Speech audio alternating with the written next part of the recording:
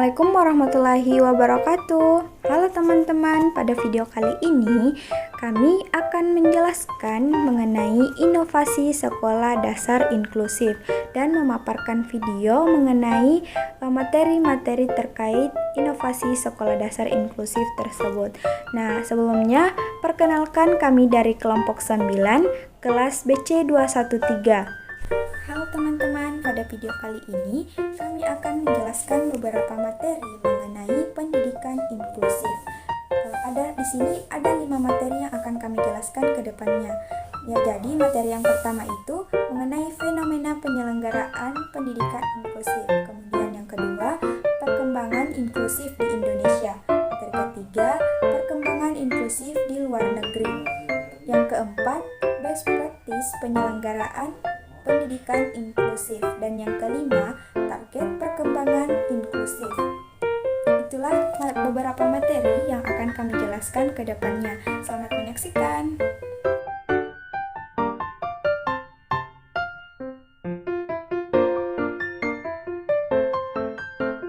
Baik, selanjutnya saya akan menjelaskan mengenai materi yang pertama, yaitu fenomena penyelenggaraan pendidikan inklusif di Indonesia.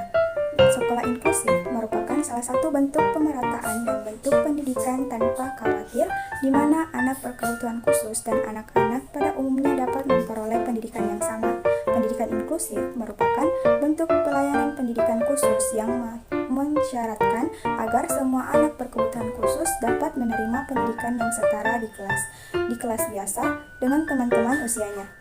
Selama ini, anak-anak yang memiliki perbedaan kemampuan atau difabel disediakan fasilitas.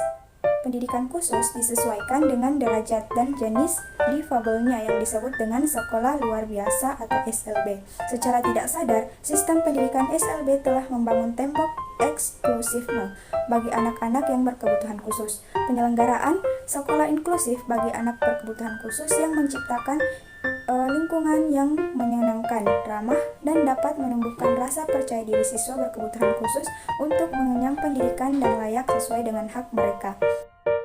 Materi kedua yaitu perkembangan pendidikan inklusif di Indonesia. Jadi, saat ini Indonesia memang belum memiliki data yang akurat dan spesifik tentang berapa banyak jumlah anak berkebutuhan khusus. Menurut Kementerian Pemberdayaan Perempuan dan Perlindungan Anak, jumlah anak berkebutuhan khusus yang berhasil didata ada sekitar 1,5 juta jiwa. Namun, secara umum PBB meningkatkan bahwa pagar sedikit ada 10% anak usia sekolah yang memiliki kebutuhan khusus. Di Indonesia, jumlah anak usia sekolah yaitu 5-14 tahun ada sebanyak 42,8 juta jiwa. Jika mengikuti perkiraan tersebut, maka diperkirakan ada kurang lebih 4,2 juta anak Indonesia yang berkebutuhan khusus. Jumlah anak berkebutuhan khusus atau ABK di Indonesia ternyata cukup besar. Dari 514 kabupaten dan kota di tanah air, 62 masih belum memiliki SLB. Menurut data statistik yang diterbitkan Kementerian Pendidikan dan Kebudayaan melalui Dirjen Pendidikan Dasar dan Menengah atau Dirjen Dikdasmen, lebih lanjut disebutkan bahwa hanya 18% dari 1,6 siswa berkebutuhan khusus di Indonesia yang mendapatkan bantuan untuk sekolah inklusif. Sementara 299.000 siswa berkebutuhan khusus bersekolah di sekolah normal dengan model sekolah inklusif. Sekitar 115.000 siswa berkebutuhan khusus bersekolah di sekolah luar biasa atau SLB. Nah, penyelenggaraan pendidikan inklusif merupakan bentuk upaya pemerintahan yang diharapkan mampu mencetak generasi penerus yang dapat memahami dan menerima segala bentuk perbedaan dan tidak menciptakan kesulitan dalam kehidupan masyarakat ke depannya. Di beberapa kota di Indonesia pun sudah muncul sekolah inklusif yang pelaksanaannya atas kerjasama sekolah dan pemerintah kota. Akan tetapi, pada kenyataannya masih sulit untuk mewujudkan sekolah inklusif yang dapat dipenuhi kebutuhan anak berkebutuhan khusus tersebut. Salah satu bentuk kesulitan tersebut adalah masih masyarakat adanya yang belum menerima keberadaan anak yang berkebutuhan khusus di sekolah sekolah umum. Selain itu, juga ketidakharmonisan antar berbagai pihak dalam pelaksanaan sekolah inklusif, seperti diperlukan guru yang berkualitas dan pihak sekolah yang sebaiknya mendukung pelaksanaan sekolah inklusif. Setiap pihak hendak bekerja sama dalam mewujudkan pendidikan inklusif di Indonesia dalam usaha bersama mewujudkan gagasan pendidikan tanpa penderitaan. Pendidikan inklusif masih perlu mendapatkan perhatian khusus dalam pelaksanaannya agar supaya di masa depan mendatang anak berkebutuhan khusus betul-betul mendapatkan pelayanan pendidikan yang sesuai dengan kondisinya dan dapat menghormati. Ini saya akan membahas mengenai perkembangan inklusif di luar negeri. Yang pertama yang dapat kita lihat yaitu negara Nicaragua. Nah, UNESCO memberikan paket sumber berupa buku-buku tentang sistem pendidikan inklusif pada negara ini. Paket sumber itu berupa pula sebagai penyedia sarana, prasarana, dan guru pembimbing khusus pada tiap sekolah inklusif. Bantuan dari UNESCO ini digunakan untuk mengembangkan praktik pendidikan inklusif di Nicaragua. Paket sumber sarana, prasarana tersebut membantu guru untuk merenungkan hal-hal yang telah dipraktikkannya, melaksanakan penelitian tindakannya sendiri, mengidentifikasi masalah yang dihadapinya, serta mempelajari dan menganalisis, menciptakan jalan pemecahannya sendiri. Negara yang kedua yang dapat kita lihat yaitu Mozambik.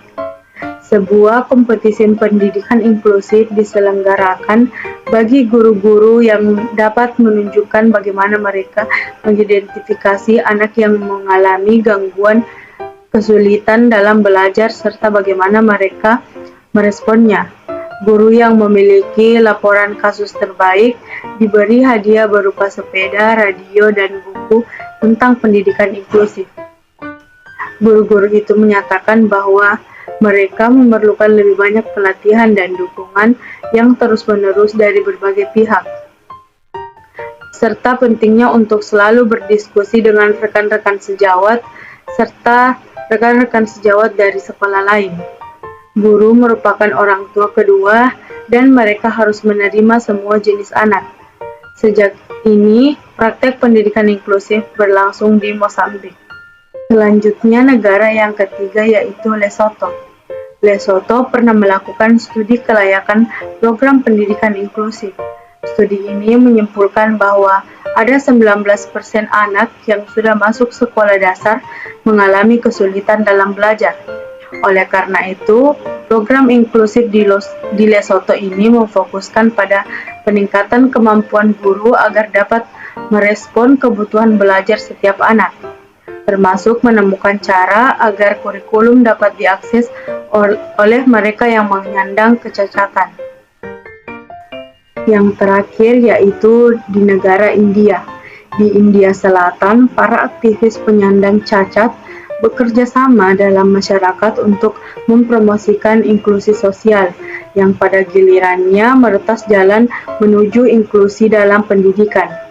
Ada dua hal penting yang mereka lakukan, dan ini menandai bahwa penerapan sistem pendidikan inklusi di India saat itu, yakni yang pertama menciptakan model peran yang positif dari siswa penyandang cacat. Mereka dilatih sebagai sosok yang membawa perubahan dan menyampaikan informasi berharga tentang kesehatan kepada masyarakat. Mereka mulai dipandang sebagai sumber daya yang berharga di dalam masyarakat.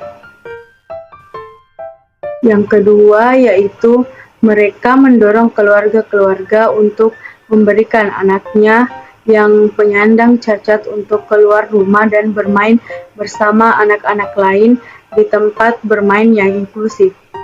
Hal ini memberi kesempatan kepada anak penyandang cacat dan non-cacat beserta orang tuanya untuk bergaul, meretas jalan menuju penerimaan dan inklusi. Saling mengenal merupakan benih inklusi. Saya akan menjelaskan pada poin D, yaitu best praktik penyelenggaraan sekolah dasar inklusif di Indonesia. Teman-teman, kita ketahui bersama bahwa pendidikan itu merupakan hal yang sangat penting untuk keberlangsungan kehidupan suatu bangsa. Begitupun dengan pendidikan anak. Pendidikan ini sangat perlu kita perhatikan. Mengapa demikian? Karena anak-anak di sini akan mengalami yang namanya masa keemasan atau golden age, di mana masa ini yang akan menentukan perkembangan anak selanjutnya. Nah, pada pengimplementasian pendidikan inklusif, kita harus mengupayakan sikap tidak diskriminatif dan memberikan fasilitas serta lingkungan yang aman terhadap setiap individu anak, sehingga pada saat proses pembelajaran anak-anak di sini dapat belajar tanpa harus diadakannya persiapan di kelas khusus terlebih dahulu.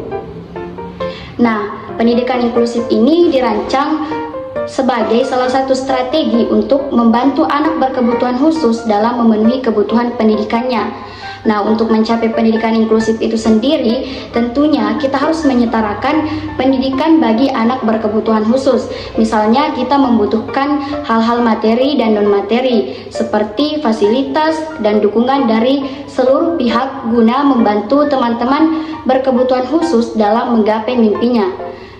Tentunya, pemberian pendidikan inklusif ini memiliki dampak yang sangat baik, yang sangat banyak bagi anak berkebutuhan khusus, terutama dalam hal kepercayaan dirinya. Baik, di sini saya akan melanjutkan pemaparan materi pada bagian E, yaitu target perkembangan sekolah inklusif dalam mewujudkan pendidikan berkualitas dan merata di Indonesia. Nah, adapun target perkembangan sekolah inklusif dalam mewujudkan pendidikan berkualitas dan merata di Indonesia antara lain yang pertama, layanan orientasi.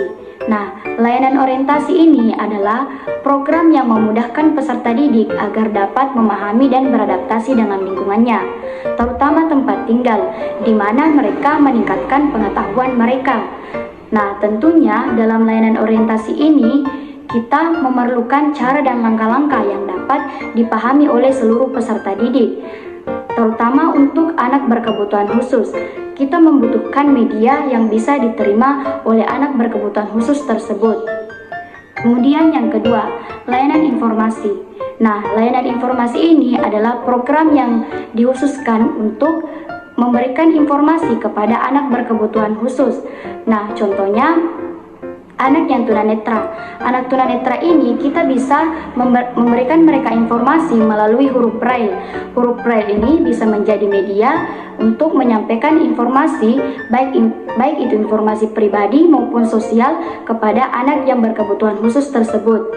Kemudian pada poin ketiga, layanan pengumpulan. Nah, layanan pengumpulan ini merupakan layanan mengumpulkan data dari anak berkebutuhan khusus, misalkan pengumpulan mengenai data diri mereka, agar data diri ini bisa kita jadikan pedoman atau acuan untuk mengembangkan pelayanan dasar dari anak berkebutuhan khusus tersebut. Baik, selanjutnya pada poin keempat, yaitu layanan konsultasi. Nah, layanan konsultasi ini merupakan layanan yang dilaksanakan untuk memberikan bantuan kepada peserta didik, misalnya untuk mengatasi permasalahan yang dihadapi oleh anak berkebutuhan khusus. Nah, anak berkebutuhan khusus di sini dapat berkonsultasi dengan guru, orang tua, maupun kepada kepala sekolah. Kemudian yang kelima, layanan referral. Nah, layanan referral ini merupakan layanan lanjutan dari layanan konsultasi. Apabila pada layanan konsultasi, masalah yang dihadapi oleh anak berkebutuhan khusus tidak dapat diselesaikan, bisa dilanjutkan oleh layanan referral, di mana anak berkebutuhan khusus tersebut diserahkan kepada pihak yang lebih berkualitas atau yang lebih ahli agar permasalahan yang dihadapi oleh anak berkebutuhan khusus tersebut dapat diatasi dengan baik.